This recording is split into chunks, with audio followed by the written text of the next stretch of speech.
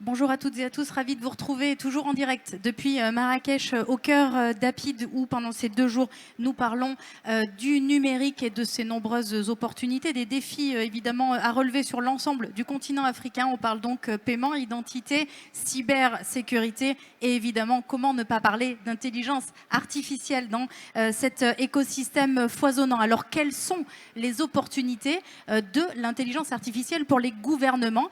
C'est une question que nous allons aborder à présent avec notre invité, puisque nous le savons, cette intelligence artificielle va offrir de nombreuses opportunités pour améliorer, bien entendu, le service public, mais aussi la sécurité, prendre des décisions éclairées, permettre l'inclusion financière, la ressource et la gestion, notamment des ressources naturelles, ou encore l'éducation. On le voit, le champ d'application est presque sans limite. Alors, quelles sont ces opportunités? Je vous propose d'écouter notre invité, Balkissa Idessido. Merci beaucoup, Balkissa, d'être avec nous.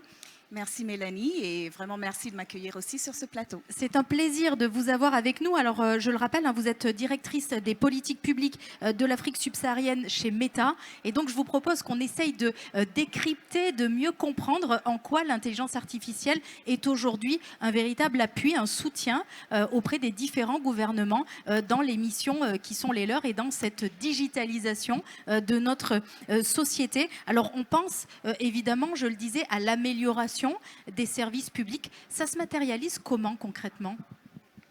C'est une très belle question, et surtout une question qui est bien placée étant donné la vague actuelle et l'intérêt que tout le monde porte à l'intelligence artificielle. D'après les estimations, l'intelligence artificielle représente environ 15 700 milliards de dollars en termes d'opportunités économiques globales.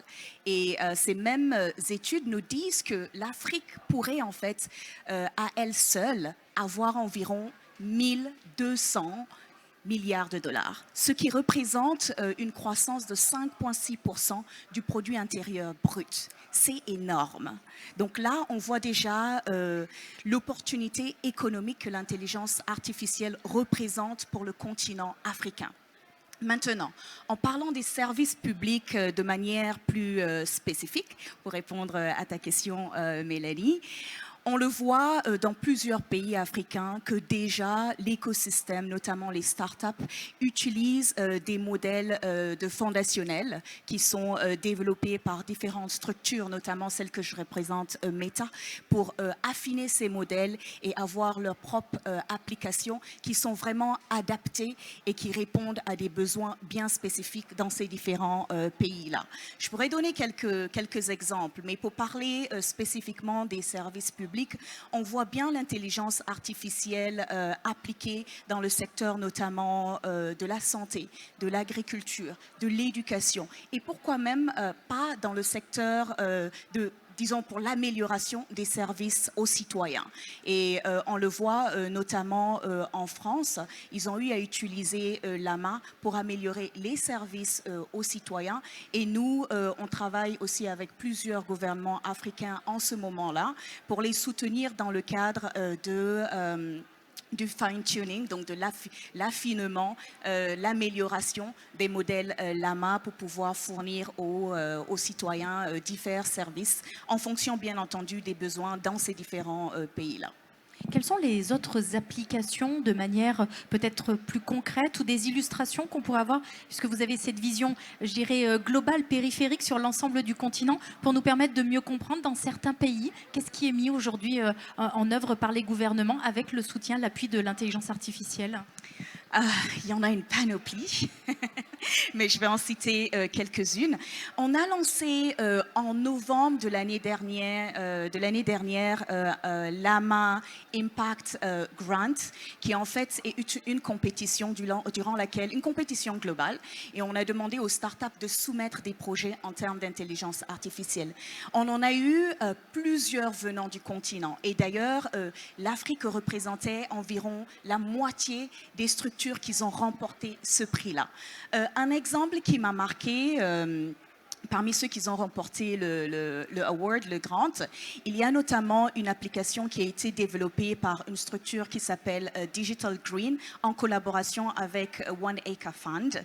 Ils ont développé une application appliquée au secteur de l'agriculture et qui permet aux agriculteurs de recevoir un soutien personnalisé en fonction de la zone géographique dans laquelle ils se trouvent, le climat dans cette zone-là, le type de culture qu'ils sont en train de planter, mais vraiment une assistance personnalisée qui permet de faire les bons choix en termes d'agriculture. Donc, ils ont remporté notamment 500 000 $ et on les accompagne pour continuer d'améliorer et déployer cette application sur le plan global. Une autre application, c'est celle de Jacaranda Health, qui est une structure kenyane qui a développé, toujours en utilisant le modèle Lama, une application qui permet aux femmes enceintes, mais aussi aux jeunes mères, d'obtenir des conseils d'une infirmière virtuelle. Donc, tout type de conseils avec vraiment des conseils ou disons de l'information fiable. Donc, eux, ils ont remporté 300 000 $, toujours grâce à ce grant que nous avions lancé. Mais pour parler d'autres applications, en dehors bien sûr de la compétition que nous avons eu à lancer, je voudrais souligner deux du Sénégal. Donc, il y a Kera Health, qui a d'ailleurs été développé par un ancien de Meta et de Google, qui, en utilisant Lama toujours, ils ont mis en place une plateforme qui permet de mettre en relation les prestataires de santé avec les communautés et qui permet de communiquer dans les langues locales du Sénégal. Une autre application qui utilise cette fois-ci pas Lama, mais un de nos modèles, Wave2Vic, c'est celle de Lengo AI et qui permet en fait aux traders de faire le suivi de leur stock avec des commandes vocales en langue locale aussi. On voit également, puisqu'on a parlé de beaucoup de santé, d'agriculture, il y a la planification urbaine aussi, qui est un sujet important. La gestion des ressources naturelles, nous l'avons évoqué, l'éducation. Et puis pour les gouvernements, il y a aussi un point qui est important, c'est comment utiliser l'intelligence artificielle pour la transparence, la lutte contre la corruption. C'est aussi un sujet qui aujourd'hui les préoccupe et en tous les cas sur lesquels ils mettent une attention particulière. Effectivement, et il y a quelques cas d'application. Très souvent, ces applications ou disons l'utilisation de l'intelligence artificielle pour découvrir les cas de fraude financière ou fraude ou même des transactions suspectes sont implémentées en fait par les banques, les institutions financières ou même les investigateurs, donc ceux qui font la recherche sur tout ce qui est fraude fiscale. Je vais citer ici 2-3 exemples. Il y a un exemple en Angleterre avec Exige et Transparency International qui utilisent l'intelligence artificielle pour analyser en fait les données publiques afin de détecter les risques de corruption. Un autre exemple en Ukraine cette fois-ci, toujours avec Transparency International. Ils ont lancé une application qui permet également d'analyser un certain nombre de données et de détecter le risque de fraude. Mais cette fois-ci, le risque de fraude, ou disons le risque d'offres fraudulentes dans le cadre des marchés publics. Un autre exemple qui est intéressant et très différent, c'est en fait le régulateur brésilien, c'est le Brazilian Office of Comptroller General, qu'ils ont lancé une application qui leur permet en fait de détecter le risque de comportement de corruption au sein de leurs employés, donc au sein de la fonction publique même. On a vu beaucoup d'opportunités, il y a aussi des limites à l'intelligence artificielle. Quelles sont-elles aujourd'hui ? En échangeant avec différents acteurs de l'écosystème, y compris les gouvernements, il y a plusieurs obstacles qui sont remontés. La majorité, je dirais, peuvent être catégorisés on peut catégoriser dans trois catégories. La première, c'est vraiment tout ce qui touche au compute. Quand on parle de compute, je veux dire ici l'accès aux modèles AI, l'accès aux outils AI, mais je veux parler aussi de tout ce qui est computing credit. Donc, computing credit, c'est en fait tout ce qui touche aux unités de traitement graphique et l'accès à ces unités-là, mais aussi au calcul, aux puissants calculateurs. Donc ça, c'est une catégorie et ça touche plus, je dirais, à l'infrastructure. Bien entendu, là, on peut également mettre tout ce qui touche à la connectivité, l'électricité, l'eau et d'autres obstacles sur le plan infrastructure. La deuxième catégorie, c'est la capacité, donc disons tout ce qui touche à la compétence technique, la mise à niveau et le renforcement des capacités. Et enfin, la troisième catégorie touche plutôt à l'inclusivité, s'assurer à ce qu'il y ait des datasets de ces différents pays-là, des modèles qui sont vraiment inclusifs et qui représentent les différents contextes, les différents pays, cultures, langues et autres aspects vraiment importants pour faire la démarcation et veiller à ce que ces modèles-là soient représentatifs. Comment est-ce que vous les adressez aujourd'hui, ces limites au sein de Meta? Au sein de Meta, on est vraiment conscient que seuls nous ne pouvons pas tout faire. Nous sommes aussi conscients qu'il faut que ces modèles soient vraiment inclusifs et représentatifs. C'est d'ailleurs la raison pour laquelle nous soutenons tout ce qui est open source AI, donc tout ce qui est intelligence artificielle en libre accès. Parce que contrairement à d'autres dans le secteur qui sont plutôt dans des systèmes fermés.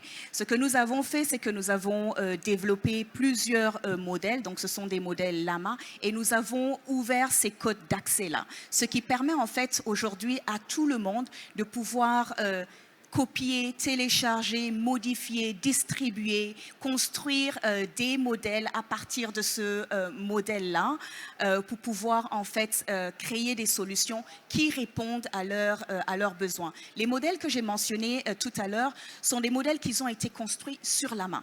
Donc, les développeurs ont utilisé Llama, qui est un modèle de fondation. Ils ont entraîner Llama dans dans leur langue locale, avec leur contexte locaux, ils ont affiné, amélioré et ils ont rendu ces applications disponibles. Donc en faisant cela, favorisant tout ce qui est open source, on permet en fait à tout un chacun de pouvoir utiliser ces modèles-là et de veiller à ce que ces modèles soient, de les former en fait, de les affiner pour que ces modèles soient représentatifs de leurs différentes communautés et contextes. Alors pour ce qui concerne le continent africain, on le sait, hein, l'utilisation de l'intelligence artificielle nécessite des réseaux puissants, des infrastructures qui soient robustes également. Comment est-ce que vous adressez cette dimension? Comment est-ce que vous coopérez finalement avec les acteurs locaux dans les différents pays du continent où là il y a aussi une hétérogénéité très forte pour pouvoir leur permettre d'utiliser ces outils au mieux, en tous les cas, au plus de leurs possibilités? Mélanie, notre partenariat avec l'Afrique est un partenariat qui date de très longue date. Et pour nous, très tôt, nous avions compris en fait que lorsqu'il s'agit de la technologie, il y a plusieurs éléments ou plusieurs gaps qu'il faut adresser. Et nous l'avons compris, bien entendu, grâce aux feedbacks qui sont faits par nos différents partenaires. Un aspect sur lequel nous investissons énormément, c'est vraiment la connectivité. Donc, on a eu à déployer des dizaines de milliers de fibres optiques. Et notre plus grand projet que nous sommes d'ailleurs toujours en train de déployer, c'est la fibre optique sous-marine, donc c'est Two Africa que nous déployons au sein d'un consortium. Et Two Africa, c'est aujourd'hui le plus long câble sous-marin. Il fait 45 000 kilomètres et il connecte l'Afrique de l'ouest à l'est, du nord au sud, avec l'Asie et avec l'Europe. Et d'après les études qui ont été menées, ce câble-là va permettre en fait de générer environ 36,9 milliards de dollars dans les 2 à 3 ans de mise en opération. Donc ça, c'est juste un exemple pour montrer comment nous adressons l'aspect infrastructure, connectivité. Maintenant, pour les autres aspects qui concernent plus spécifiquement l'intelligence artificielle, donc on avait parlé tout à l'heure des 3 différentes catégories, notamment compute, capacity, renforcement des compétences et représentativité, inclusion.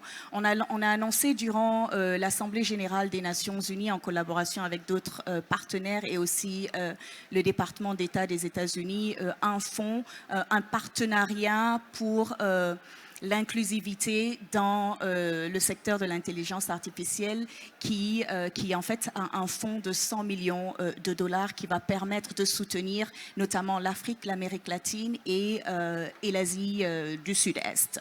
Donc ça, c'est des éléments de la manière dont on le fait. On travaille avec les différents gouvernements également et l'écosystème. On organise des hackathons, on met en place des formations.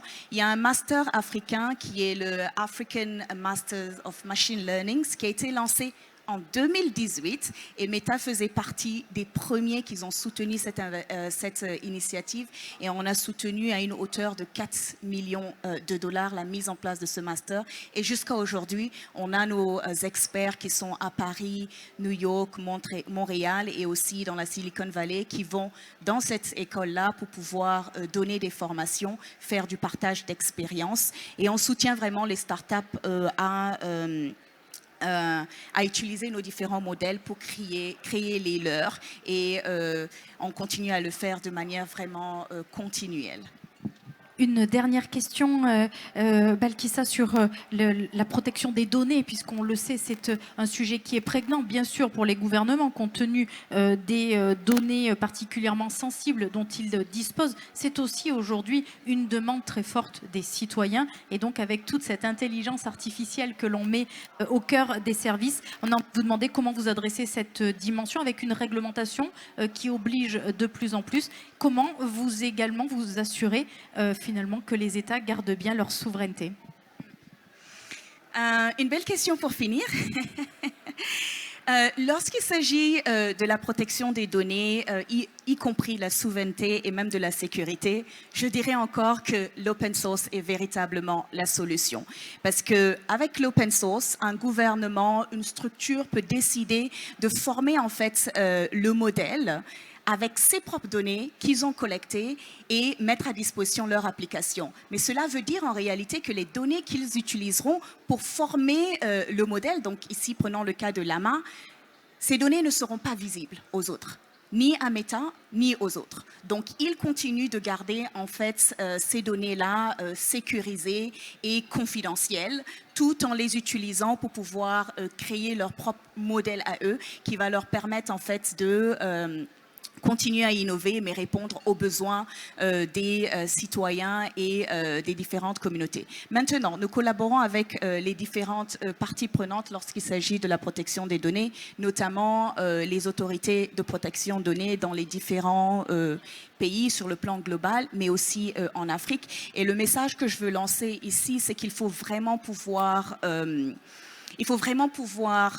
atteindre le bon équilibre lorsqu'on parle d'innovation et lorsqu'on parle de sécurité et de protection des données. Il faut veiller à ce que la protection des données, la sécurité, n'empêche pas l'innovation, tout comme on devrait veiller à ce que l'innovation n'empêche pas qu'il y ait une sécurité pour tous et qu'il y ait une bonne protection des données. L'intelligence artificielle nécessite beaucoup de données, très souvent des données qui sont publiques, parce que c'est grâce aux données qu'on forme l'intelligence artificielle et qu'on permet à l'intelligence artificielle de pouvoir s'améliorer, de pouvoir améliorer sa perception du monde, de mieux comprendre les contextes, de mieux détecter les différentes langues pour faire la traduction d'une langue à une autre, mais aussi tout ce qui est perception d'images, vidéos, etc.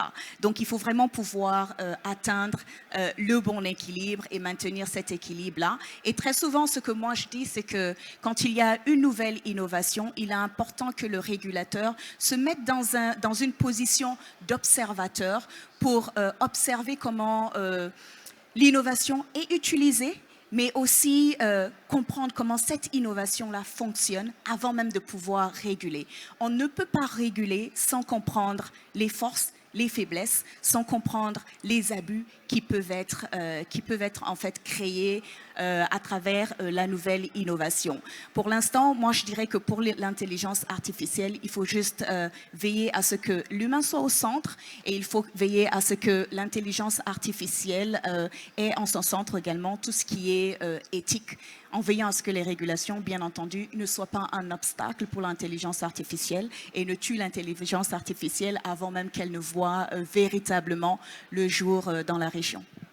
Merci beaucoup, Balkissa Idessi. C'était un plaisir de vous avoir à nos côtés sur ce plateau. Vous avez parlé d'équilibre, beaucoup d'avenir, et on voit à nouveau qu'il y a aussi des consensus à trouver avec des valeurs au centre de toutes ces actions, à la fois de replacer l'humain au cœur des enjeux, puisque c'est bien in fine pour lui, pour le citoyen, pour les citoyens du monde que nous sommes, que ces outils doivent être mis à disposition, développés et améliorés. Et puis, évidemment, avec ce que vous avez souligné, on terminera sur cette note qui est l'éthique, qui est absolument vitale et qui doit être un driver pour ce monde numérique qui devrait être plus responsable, plus sûr et plus inclusif. Merci beaucoup, Balkissa. C'était un plaisir de vous avoir à nos côtés. Merci Mélanie, merci à tous. Merci à vous de nous avoir suivis. Je vous invite bien sûr à rester connectés puisque les débats en direct de Lapid TV continuent et on va pouvoir parler à présent aussi innovation par des acteurs locaux ici au Maroc, engagés depuis de nombreuses années et qui poursuivent leur évolution au cœur de la digitalisation de notre société. Restez connectés, à tout de suite.